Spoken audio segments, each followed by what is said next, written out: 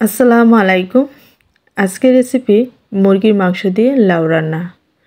Hello বন্ধুরা, আসসালামু আলাইকুম। আপনারা কেমন আছেন? আশা করি ভালো আছেন।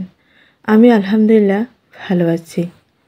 লাউ রান্না করার জন্য প্রথমে আমি একটা মাঝারি সাইজের লাউকে এরকম ছোট ছোট পিস করে কেটে নিয়েছি এবং সাথে নিয়ে নিয়েছি 250 গ্রামের মতো মুরগির মাংস। মুরগির মাংসগুলো আমি ছোট ছোট পিস করে কেটে নিয়েছি। এখন আমি চলে এলাম চুলায় একটি কড়াই বসিয়ে দিয়ে সেখানে দিয়ে দিলাম পরিমাণ মতো সয়াবিন তেল। তেল যখন গরম হয়ে আসছে তখন আমি দিয়ে দিলাম পেঁয়াজ কুচি। এখন পেঁয়াজগুলোকে আমি হালকা বাদামি করে ভেজে নেব।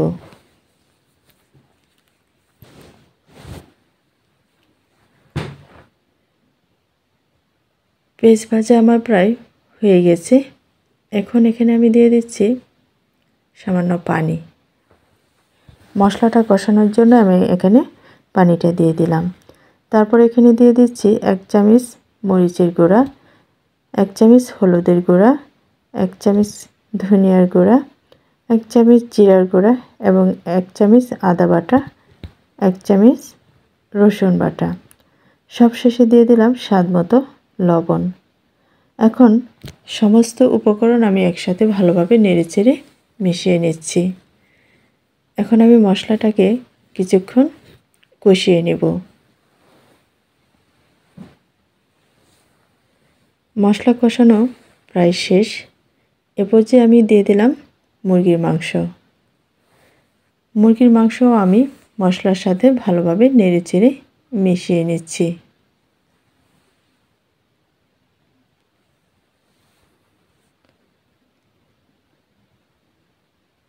এখন আমি মাংসকে কিছুক্ষণ ডেকে রান্না করব।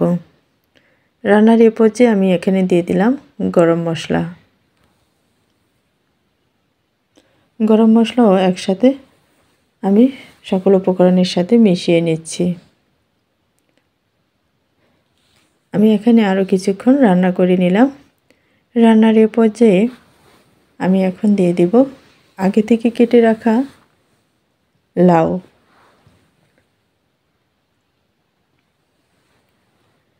লাউগুলো আমি সমস্ত উপকরণের সাথে ভালোভাবে নেড়েচেড়ে মিশিয়ে নিচ্ছি।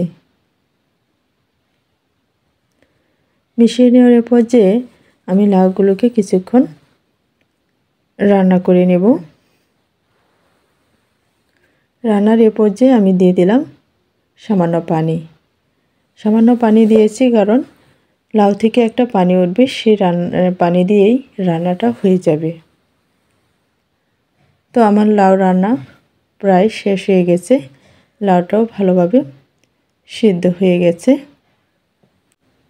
এখন আমি একটা পাত্রে উঠিয়ে নিচ্ছি। আশা করি আমার রেসিপিটি আপনাদের ভালো লেগেছে। যদি ভালো লেগে থাকে অবশ্যই লাইক, কমেন্টস এবং শেয়ার করবেন।